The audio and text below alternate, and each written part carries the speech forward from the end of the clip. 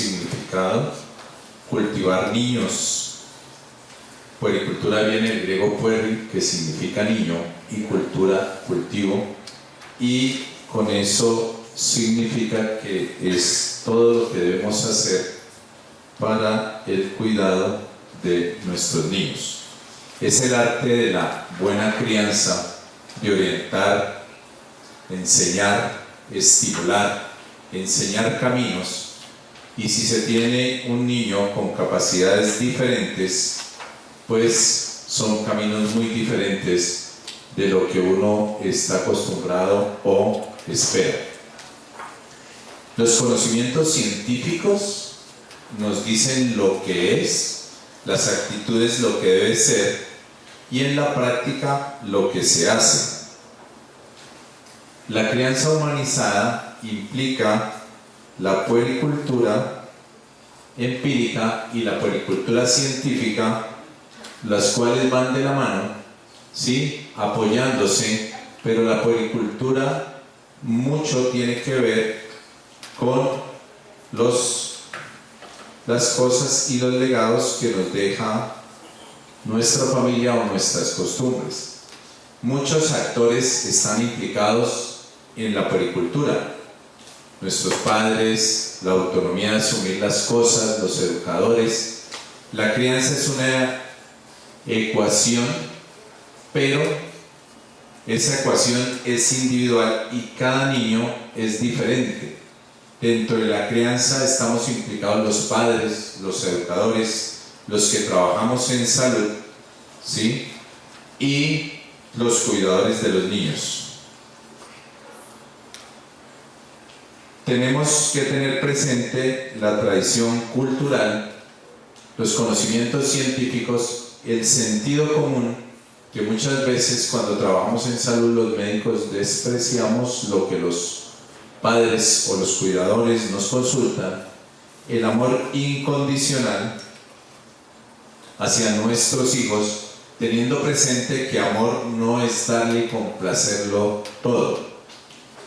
En los niños con capacidades diferentes podemos tener limitaciones en la actividad, deterioros en la función de la estructura del cuerpo o restricción en la participación de ellos. Las alteraciones del neurodesarrollo pueden ser por discapacidad intelectual, trastornos de la comunicación, el espectro autista, los déficits de la atención y la hiperactividad, los déficits del aprendizaje y los trastornos motores. De todos ellos no podríamos hablar, por eso vamos a referirnos básicamente a el autismo con base en la experiencia que como padre tengo de Alejandro, teniendo presente que tenemos que mirar todos los hitos del desarrollo que IEPI nos recomienda para poder detectar tempranamente cualquier alteración del desarrollo, teniendo presente pruebas diagnósticas o pruebas neuropsicológicas o pruebas físicas o lo que nos lleve a el diagnóstico o a unos signos de alarma. Cuando ya tenemos un diagnóstico, nos vemos enfrentados a tener que decirle el diagnóstico a los papás, y para eso debemos procurar que estén ambos padres presentes en un lugar con un lenguaje apropiado, que los papás lo entiendan, permitiendo una información precisa y balanceada y dándole lugar a las lágrimas y al espacio para poder reflejar todo lo que eso implique, pero también apoyarlos con recursos informativos de acuerdo al diagnóstico. Esto se vuelve más difícil ahora que con tantos avances científicos muchas veces el diagnóstico se hace incluso prenatalmente, e informar y tomar una decisión respecto a qué hacer, si seguir adelante o no ese embarazo, es más complicado. Vamos a hablar del espectro autista, que, como les decía, ha sido una bendición para mí porque me ha permitido como padre Alejandro, estar del otro lado de la moneda, no como médico, sino como papá. Al frente de muchos ólogos, como siempre les digo, ¿sí?, en forma jocosa, cuando algunos lo tratan bien a uno como papá, otros no tanto, otros no, y buscando uno un diagnóstico que ojalá le permita una cura maravillosa, y enfrentarse a eso es más difícil todavía.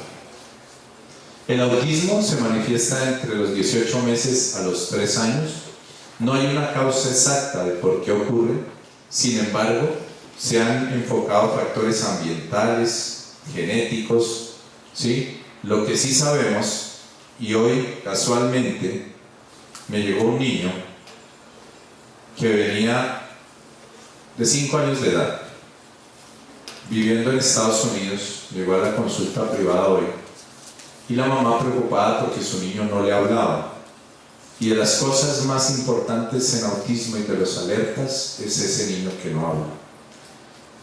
Y ese niño ha pasado por manos de muchos médicos, estamos hablando de un niño ciudadano americano, y siempre nosotros creemos que están muchos avanzados, y lo mandaron a institucionalizarse, lo pusieron en terapias y la señora aterrada porque el niño allá en vez de progresar, no progresaba.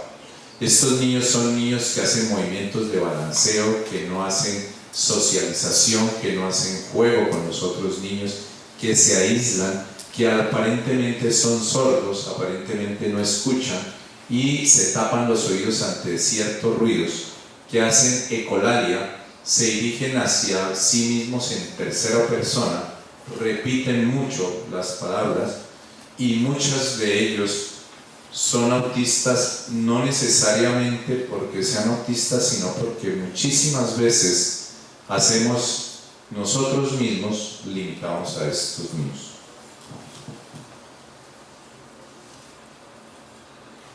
La policultura del niño con una capacidad diferente tiene sus características propias. Como les decía, puede llegar desde el embarazo y se enfrenta a un niño, a un viaje no planeado.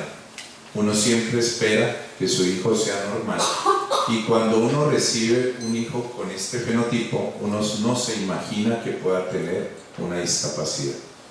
Y empiezas a ver que no te hace el lenguaje o que no te hace la parte social y empiezas a buscar un diagnóstico y a pasar del otorrino al oftalmólogo, al genetista, al neurólogo, hasta que finalmente alguien te hace el diagnóstico. Sin embargo, esto fortalece mucho a la familia, ¿sí? A uno como padre lo vuelve consejero de otros padres, le hace confiar en sus propias observaciones. Tiene que uno volverse mentalmente muy sano y muy fuerte y se puede volver una bendición. Los hermanos tienen un efecto más protector, más altruista, pueden solventar más fácil muchos problemas y se vuelven más solidarios.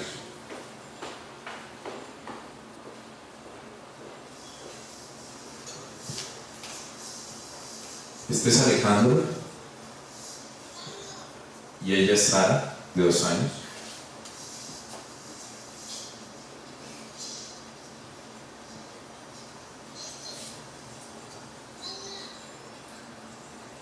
Le está diciendo Alejandro.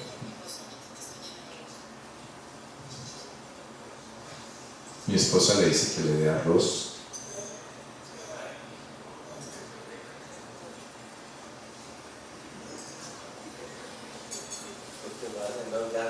A él y comiendo ella.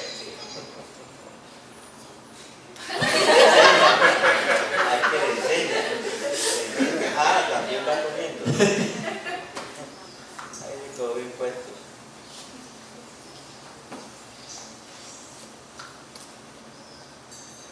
Un video dice mucho más que 1000 palabras.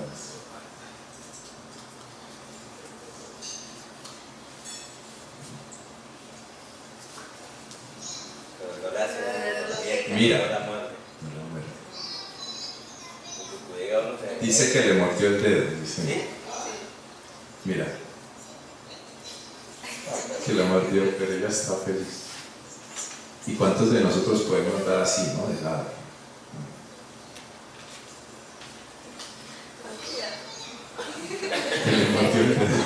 Pero la hace suave, ¿verdad? No le hace daño. Él no lo hace porque la esté mordiendo, está mordiendo ese el alimento. Claro.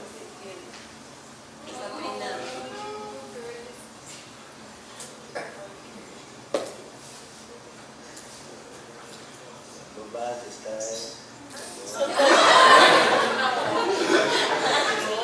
ahora sí que voy a bailar. Eso es maravilloso y son las cosas que le da a uno este tipo de cosas.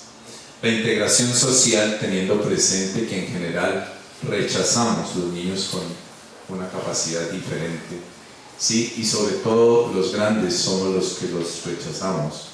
Le toca a uno buscar alternativas de tratamiento y busca a uno donde le digan, ¿sí? La integración con delfines no está demostrado científicamente que pueda servir, sin embargo, para algunos niños les sirve. Y si uno puede económicamente, buscar todas las alternativas, buscando cómo estimular o cómo solucionar. Personalmente le quito la palabra terapia a cuando un niño va a montar a caballo, porque en realidad si es un niño normal está recibiendo clases de equitación, pero si es un niño con una capacidad diferente está en equinoterapia. Este concepto de terapia, de hidroterapia, de musicoterapia, personalmente recomiendo que lo deberíamos quitar las personas de salud. ¿Cómo? Porque es discriminatorio cuando es un niño con una capacidad diferente, es estigmatizante, y somos nosotros los que debemos quitar ese concepto. Está igual en clases de natación o está en clases de música, ¿sí? La alimentación, que ojalá hiciéramos esto.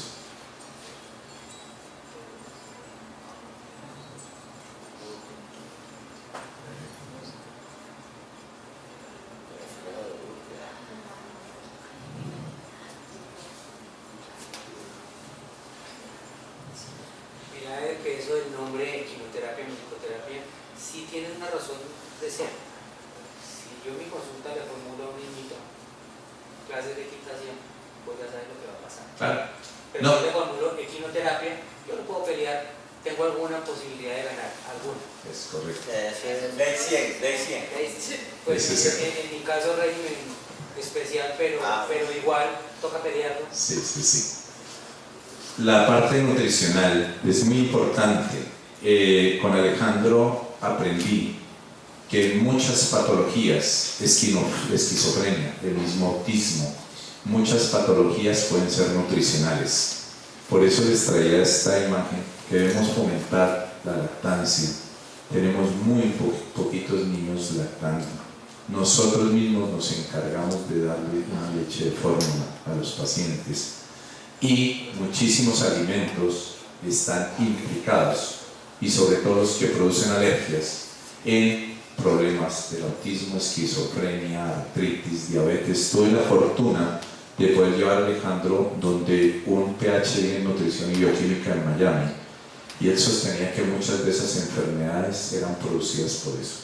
Y aprendí algo que se llama la dieta cuaternaria, y es que si tú un alimento no lo consumes antes de cuarto de día, así sea alergénico, no te afecta y no te produce alteraciones bioquímicas a nivel cerebral. Eso es muy importante desde el punto de vista de todos los niños que tengan alguna capacidad diferente.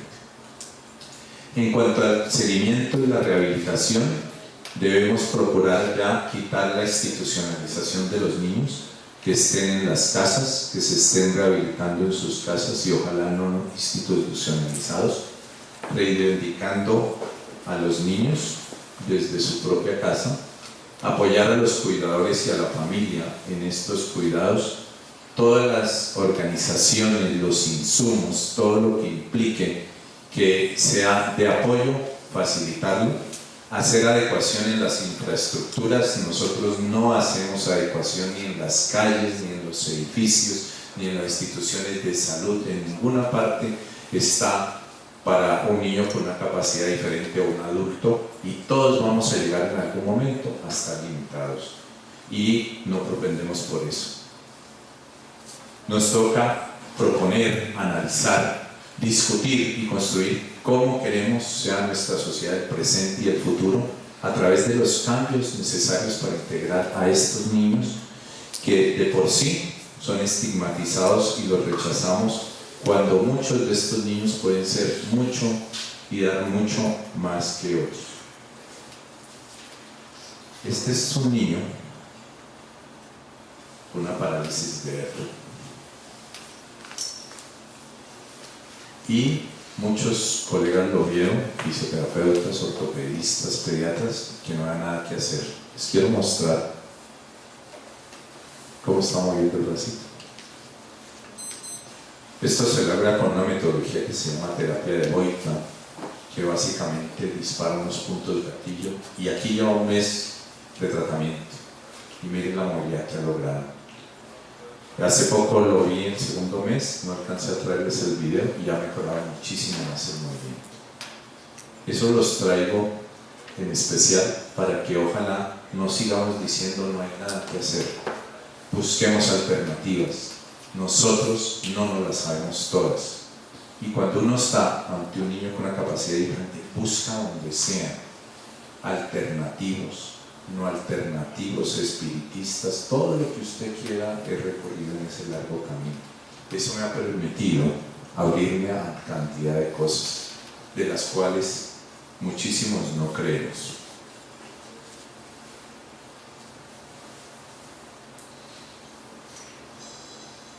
Esta es una niña Down, que es bailarina profesional.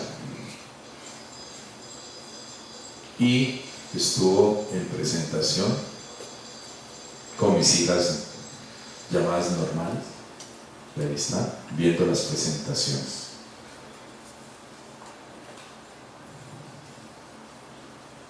Quería el sonido, desafortunadamente, toca la flauta perfecto.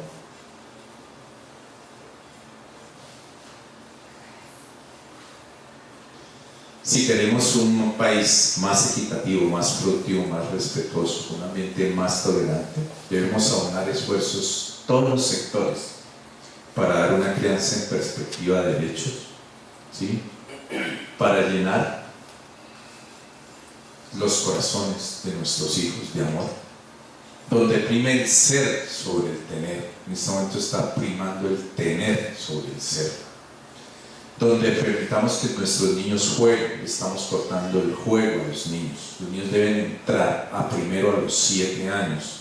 Los primeros 6 años son importantísimos para el desarrollo neurológico del niño. Los primeros 3 años de desarrollo del hemisferio cerebral izquierdo, que es el que permite la llamada inteligencia, y los siguientes el derecho, que es el que permite la parte lúdica, de deporte y artística.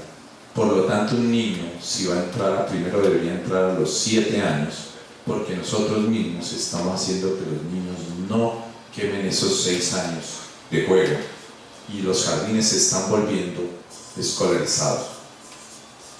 Esta es una institución que se llama la Fundación Amadeus. La vida es un carnaval, la cantan perfecto, por eso necesitaba el sonido. Y aquí van a ver niños con cantidad de patologías.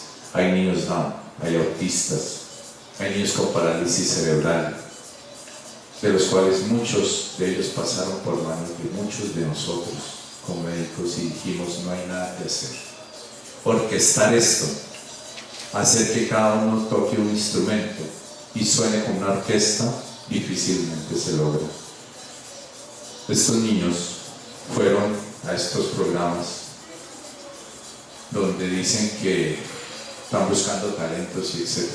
Cuando fueron subiendo y se estaban llevando el rating, los bajaron en ese programa porque dijeron los organizadores que de pronto podían convulsionar el escenario porque le estaban ganando a todo el mundo. Esa es la discriminación real que viven nuestros niños con capacidades diferentes, y las cuales, el mensaje más grande que quiero dejarles esta noche, ojalá nosotros, promedio y todos, hagamos que esto no ocurra. Promédico tiene una fundación en la cual todos y cada uno de nosotros socios de Promédico aportamos un dinero, ¿sí? Que es mínimo, no recuerdo el valor. ¿Cuánto? No, son como 2.000 para la fundación. Exactamente. Y en la cual podemos hacer muchísimas cosas, además lo que les digo, recordemos que todos en algún momento vamos a llegar a estar con una limitación.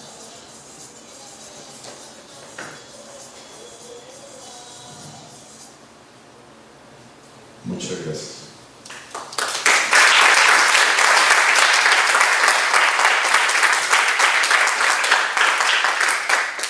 Tengo una inquietud. Todos sabemos de su experticia en el tema, que nace en el seno de su familia. Hay una ley que es la 115 de 1994, que habla de se conoce como la ley de la inclusión. Y en ese sentido ha habido una polémica desde que esa ley se conoce, porque por una parte se incluye a los niños, o se pretende que los niños con potenciales diferentes sean incluidos en las escuelas regulares, y por otro lado acaban con las escuelas especiales en donde había un trato diferencial. ¿Cuál es su opinión en ese sentido de la ley? O sea, ¿piensa que esa ley realmente cumple con la esencia, con el espíritu de la misma, o realmente lleva a más discriminación? Pienso que es muy buena tu apreciación y tu comentario, porque es una ley que es cierto, como ley, como muchas leyes en nuestro país, son excelentes desde el punto de vista de su concepción, pero ni las instituciones ni los profesores nada están preparados para incluir a esos niños con capacidad diferente dentro de las aulas regulares, y muchísimos terminan siendo más discriminados. Hay colegios que sí están trabajando en eso, y como siempre dependen de la dirección o del profesor, mejor dicho, que se alineen todos los astros para que eso se dé. Sin embargo, desde el otro punto de vista, obviamente es bueno, porque un niño normal empuja al otro. Entonces, desde ese punto de vista es bueno. De todas maneras, como les mencionaba, no solamente es esa parte escolar, sino hacer que las vías, la accesibilidad, los aparatos, todo se promueva, y que en especial se autoricen, porque, por ejemplo, viene otro problema. Cuando un niño de estos termina su edad de los 18 años, viene otro niño. Ahí tienes que hacer el proceso de interdicción para que tu hijo con necesidad siga siendo menor de edad a ser un adulto. Y tenés que hacer todo un trámite ante bienestar, ante un juzgado, que no lo puedes empezar hasta que no cumpla los 18 años, pero que se te demora los 3 años, donde en ese limbo, está en el limbo, donde si le pasa algo, ni es niño ni es adulto, ¿sí? Y todo eso con palancas a uno se le demora 2-3 años. Imagínense lo que le pasa a la gente sin palancas. Digo yo siempre con palancas, porque muchísimas veces, para mi fortuna, muchos han sido alumnos o amigos o conocidos o alguna cosa, y la gente no. La gente se enfrenta a esa realidad. Le pasa a uno con los medicamentos, con las tutelas, le toca hacer uno tutela, ¿sí? Para poder usar una piscina. En la unidad donde vivo, Angelita le consta, son 24 casas únicamente, 24, que uno pensaría más fácil. Una piscina que casi no se usa. Mi hijo nada desde los 6 meses, como todo, le encanta la piscina. Se pone feliz cuando va a la piscina, y le prohibieron porque tenía que entrar acompañado de una empleada, y que la empleada tenía que ser o fisioterapeuta, con un curso de natación, o con una cantidad de experticia que incluso me la pidieron para el profesor de natación en determinado momento, que tenía que tener curso de reanimación y todos los problemas que ustedes se imaginan. A eso se enfrenta uno, ¿sí? que desde el punto de vista probablemente la comunidad les da temor porque algo le puede pasar, pero desde el punto de vista del niño es un rechazo total a su diversión, a su recreación, y a eso se le ha enfrentado. Dime. Buenas noches. Quisiera saber su opinión sobre pues, la medicación acerca de psicofármacos, porque sé muy bien pues, un poco sobre el tema de que pues, por la condición de irritabilidad, pues, de alguna sintomatología, pues, ¿cómo le parece a usted que esos niños sean medicados y pues como se ha comprobado que es mejor, por ejemplo, que estén en logoterapia, que estén en fisioterapia? ¿Cuál sería como el contraste entre medicación pues, con psicofármacos y con pues, terapia de ese tipo? Mira, ahí tu pregunta es muy buena. Muchísimas veces los niños son muy irritables, no solo por su patología, y muchísimas veces no es tanto por su patología, sino por el rechazo que ellos mismos sienten y que se le dan a nosotros mismos. Y precisamente por ese desamor que tiene desde su casa, luego los médicos, luego los terapistas, luego las cosas, porque es que nosotros mismos nos encargamos de rechazar, y si uno lo rechaza, entonces, y se agrede, y se autoagrede, y agrede. Entonces, desde ese punto de vista, mejorando el afecto, eso va a mejorar mucho. Y lo que te decía hace un momento, muchísimas alteraciones son nutricionales, porque desafortunadamente muchísimos alimentos que ahora consumimos tienen muchos químicos, y esos químicos producen alteraciones bioquímicas que transforman el comportamiento, sino que en un niño llamado normal no son tan intensos como un niño que no te puede manifestar de otra forma lo que por dentro le está pasando.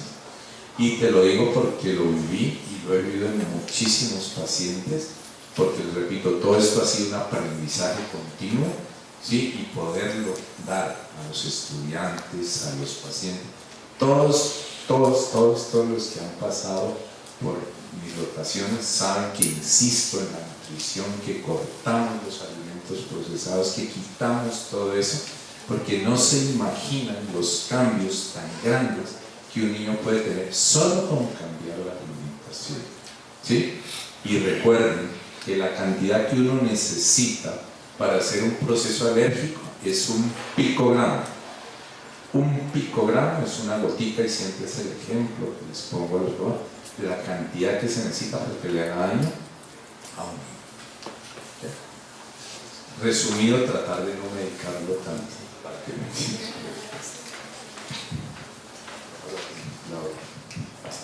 Bueno, quiero saber cómo has manejado con tu hijo, cómo manejas con tus pacientes el tema de sexualidad. Importantísimo. La parte de la sexualidad obviamente va a depender de cada edad, pero siempre hay que mirarlo con la misma naturalidad con que debemos mirar la sexualidad de un niño que tenga amor. ¿Por qué? Porque ellos también se exploran, también sienten, también se conocen, también pasan todas las etapas del desarrollo psicosexual, ¿sí?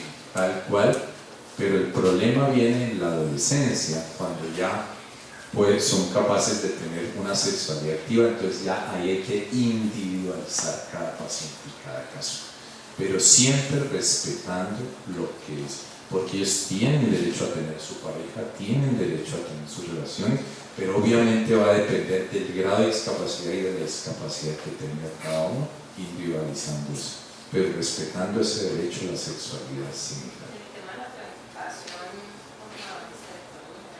Claro, la parte de planificación y eso, lo mismo, ¿no? Va a depender de eso, o sea, se recomienda, ¿sí?